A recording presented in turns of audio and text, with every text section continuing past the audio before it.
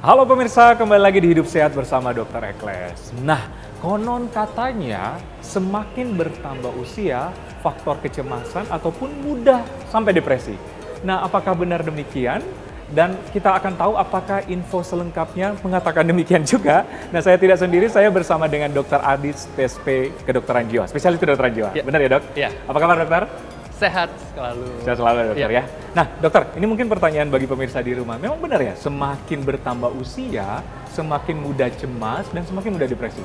Ya, jadi mungkin pada beberapa orang atau banyak sih yang merasakan ya semakin bertambah usia kok kayaknya makin mudah cemas, gampang sedih yang ini sampai depresi nggak sih? Dan ternyata itu memang karena selain memang stresor bertambah gitu ya, semakin kita dewasa, makin banyak yang jadi tanggung jawab kita, di pekerjaan, keluarga, dan sebagainya. Dan pada usia yang lebih dewasa pun kita juga lebih canggih nih mikirnya gitu. Beda sama anak-anak masih fokus sama diri sendiri, masih belum bisa cerita secara lengkap, sedih, cemas, dan sebagainya. Ketika makin dewasa, kita makin bisa ngerti tuh perasaan-perasaan seperti cemas dan depresi seperti itu. Iya, karena beban hidup semakin banyak, Iya. Dokter ya. Jadi fakta ya, memang semakin bertambah usia, semakin mudah cemas, bahkan sampai depresi ya. Tapi mengapa demikian, Dokter? Ya, jadi sebenarnya bukan tiba-tiba muncul saat Iya. dewasa kecemasan dan depresi itu. Biasanya memang karena ada faktor-faktor kerentanan dari usia muda. Bahkan sebenarnya secara statistik banyaknya muncul depresi dan cemas itu adalah pada saat remaja akhir atau dewasa awal. Remaja akhir, dewasa Dewasa awal. awal. Umur berapa ya, Dok, kira-kira? Jadi ya 20-an awal, belasan akhir gitu. Nah, cuma memang mungkin karena waktu itu stresornya tidak terlalu banyak atau masih banyak dukungan sosialnya, jadi belum terlalu kelihatan. Nah, semakin dewasa, udah mulai berkeluarga, udah mulai punya tanggung jawab pekerjaan, banyak tantangan-tantangan lain. Nah, jadi kesannya memang pas semakin dewasa, semakin bertambah usia, semakin cemas dan semakin mudah depresi. Iya, gitu. iya. Memang faktor apa ya, pengalaman, pembelajaran hidup, dan problem-problem yang Iya, dihadapi jadi ya, Dokter? udah makin numpuk Makin gitu. numpuk. Nah, tadi mungkin dokter sudah menjelaskan sih apa-apa sebabnya. Mungkin pemirsa ingin tahu faktor-faktor apa saja mungkin yang lain yang menyebabkan semakin bertambah umur semakin mudah cemas ya sampai depresi. Oke. Nah, jadi memang kalau kita membicarakan masalah kesehatan jiwa, kita selalu kembali ke faktor-faktor biopsikososial. Oh. Secara biologis, apakah memang orang tersebut ada kerentanan secara keluarga, memang ada riwayat kecemasan, riwayat depresi, atau riwayat gangguan jiwa lainnya. Itu bisa banget. Kemudian apakah ada penyakit lain nih? Mungkin kalau orang lagi sakit berat, ada penyakit kronik, pasti kan jadi tentu lebih mudah cemas, lebih mudah mengalami depresi kalau tidak mendapatkan dukungan yang sesuai. Kemudian secara psikologis, apakah kan tiap orang kepribadiannya beda-beda tuh. Ada yang relatif emang lebih rentan cemas, ada orang yang happy go lucky, ada yang ngatur-ngatur banget, ada yang ya macam-macam lah tiap orang. Cara dia coping terhadap suatu masalah, resilience-nya beda-beda, nah itu pasti pengaruh juga. Dan faktor sosialnya, apakah dia punya dukungan sosial yang cukup dari keluarga, dari teman, atau malah sebaliknya, faktor sosialnya jadi bikin dia stres, tekanan kerjaan, masalah ekonomi, dan sebagainya. Jadi semua itu pasti saling berinteraksi, bikin orang antara jadi cemas atau tidak cemas, jadi depresi atau tidak depresi. Oke. Jadi ternyata kompleks ya faktornya ya. Oke, Dokter Adit, apakah kecemasan ini dapat diukur nggak, Dok? Tingkat kecemasannya? Ya, jadi kecemasan itu sebenarnya dalam suatu spektrum gitu ya. Ada kecemasan yang dari kita bilang taraf normal gitu. Kita hidup kan pasti ada cemasnya gitu ya. Cemas itu kalau dalam dosis yang pas sebenarnya bisa mempersiapkan kita untuk mempersiapkan lebih baik. Orang mau ujian, cemas jadi belajar. Orang ada deadline kerjaan, cemas jadi disiapkan. Tapi kalau cemasnya udah jadi berlebihan, nah tentu itu yang akan jadi masalah di kemudian hari. Dan itu memang ada, kita bisa diukur gitu. Baik secara keluhan, kan istilahnya keluhan makin banyak keluhannya pasti makin berat. Atau keluhannya semakin intens, itu semakin berat. Begitu juga pada depresi. Depresi, kesedihannya tuh seberat apa sih? Apakah masih bisa dibikin ceria lagi atau enggak? Apakah sampai mengganggu kondisi fisik atau enggak? Atau sampai kalau berat itu kan bisa timbul pikiran-pikiran untuk mengakhiri hidup, itu juga bisa. Oke, cuma memang yang perlu diketahui pemirsa, memang kecemasan itu memang sifat alami manusia ya. Memang kita harus ada kecemasan. Sedih pun gitu juga ya. alami Sedih gitu pun kan. alami ya, tapi mungkin bagaimana ya cara membackupnya atau gimana, Dokter? Dikatakan itu termasuk yang harus dikhawatirkan gitu. Nah, jadi kita selalu bilang yang udah kita sebut sebagai masalah atau gangguan jiwa itu ketika kesedihan atau kecemasannya sampai mengganggu fungsi sehari-hari. Saking cemasnya sampai nggak berani masuk kantor. Oke. Saking sedihnya jadi ngurung diri di kamar, nggak mau datang ke kampus. Oke. Gitu.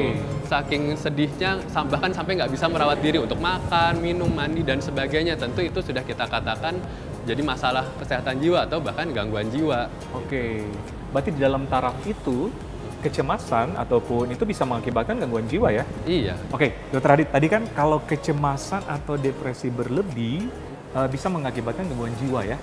Tapi kadang-kadang ada nggak ya hubungan bisa mengakibatkan gangguan fisik? Misalnya, saya rasa sakit perut nih, gampang nyeri kepala nih. Itu gimana dok? Ya, jadi memang ya badan kita kan satu ini gitu ya, baik kondisi fisik, kondisi kejiwaan ya dampaknya di tubuh ini juga gitu. Jadi kita tahu orang-orang tertentu kalau lagi cemas, lagi khawatir, suka efeknya ke perut, suka sakit kepala, suka badan tuh rasanya tegang karena memang ya jadi satu kesatuan gitu. Bayangkan kalau kita cemas itu kan kita lagi siap berantem, terus kan jadi tegang, jadi nggak nyaman semuanya gitu. Dan untuk jangka panjangnya kalau tidak dikelola dengan baik itu bisa meningkatkan risiko penyakit-penyakit yang lebih berat seperti hipertensi, diabetes mellitus, dan ya komplikasi-komplikasi lainnya gitu. Iya, dan itu memang mungkin terjadi ya? Sangat mungkin. Iya. Nah ini mungkin pertanyaan mungkin pemirsa di rumah atau kita di sini dokter. Kalau kita mengalami kecemasan, memang dikatakan hal normal ya, tapi dalam hal apa yang sudah saya sudah berlebih nih, harus ke dokter nih. Itu gimana tandanya, dok? Nah, jadi kita sarankan untuk yang mengalami kecemasan, yang merasa mungkin depresi gitu, jangan ditunggu kelamaan jadi berat dulu, baru berkonsultasi. Justru lebih mudah, lebih nyaman berkonsultasi ketika masih di taraf awal. Kapan taraf awalnya itu? Ya tadi mungkin mulai ngerasa masih bisa ngantor sih, tapi kok di kantor kan udah capek terus, atau sekarang bilangnya burn out gitu. Atau jadi kayak udah mumet duluan di kantor, jadi mulai ngerjain tugas-tugas let's say kampus atau sekolah, jadi nggak selancar sebelumnya. Jadi sebelum benar-benar mandek, sebelum benar-benar mentok, mendingan dikonsultasikan terlebih dahulu. Gitu. Oke. Karena memang mencegah lebih bagus daripada mengobati ya. Iya. Tapi memang apakah kalau kita sudah mengakibatkan gangguan kejiwaan atau over kecemasan atau depresi itu bisa diobati total nggak? Disembuhkan total? Oke. Jadi tentu tersedia gitu ya berbagai pilihan terapi untuk mereka yang mengalami kecemasan ataupun depresi. Nah, kemungkinan untuk sembuh total itu ada. Gitu. Jadi memang sebagian orang akan mengalami depresi atau cemasnya itu sementara dan kemudian akan hilang sepenuhnya. Ada beberapa orang yang bisa hilang depresi atau cemasnya, tapi kemudian berisiko di kemudian hari mengalami kekambuhan. Nah, maka itu kadang pengobatan atau terapinya itu jangka panjang. Bukan hanya untuk menghilangkan kecemasan atau depresinya, tapi mencegah kecemasan dan depresinya kembali lagi. Gitu. Walaupun memang ada sebagian kecil yang juga berisiko sih, mungkin tidak hilang sepenuhnya, tapi tetap bisa kita usahakan kembali berfungsi sebaik mungkin.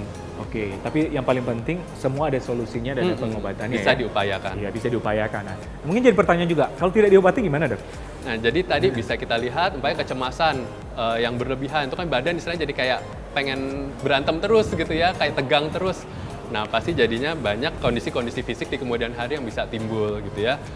Penyakit-penyakit kronik, diabetes mellitus, hipertensi, stroke, penyakit jantung. Jadi banyak banget tuh kalau dicari dampak komplikasi dari kecemasan yang seakan-akan di pikiran doang, tapi ternyata pengaruh ke seluruh tubuh gitu. Kemudian kalau depresi, kita tahu semakin depresi itu memberat, ada risiko orang itu mulai terdorong untuk menyakiti diri kah, atau jadi ada risiko untuk mengakhiri hidup yang sekarang semakin marak di masyarakat, dan memang bisa menjadi penyakit atau gangguan jiwa yang lebih berat lagi di kemudian hari.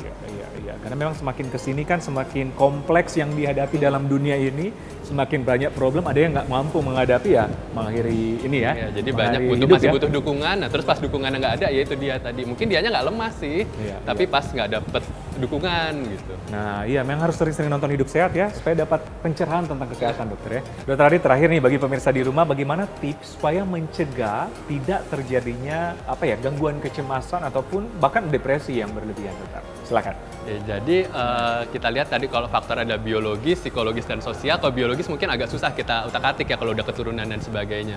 Tapi secara psikologis kan kita bisa mengembangkan mungkin pola pikir yang lebih fleksibel, kemudian kita selalu memang menyediakan waktu untuk relaksasi, untuk me time. Tiap orang kan me time-nya beda-beda. Ada yang sobat introvert mungkin lebih senang menyendiri, ada yang lebih senang ketemu orang-orang gitu. Tiap orang perlu waktunya masing-masing gitu. Kemudian sosial nih, yang jangan lupa juga bahwa mungkin kita butuh dukungan orang lain, jangan dipendem semua sendiri. Mungkin kita butuh teman diskusi untuk tahu, kayaknya kamu udah mulai berlebihan deh cemasnya.